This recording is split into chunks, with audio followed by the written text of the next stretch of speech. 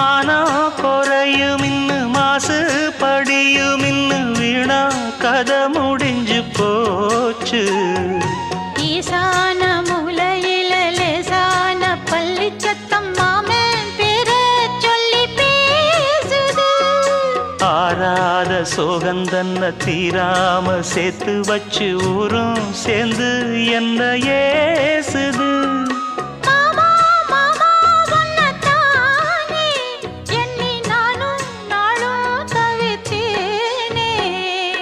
கூண்டுக்குள்ள என்ன வச்சு கூடி நின்ன ஊரை விட்டு கூண்டுக்குள்ள போனதென்ன கோலக்கிளி.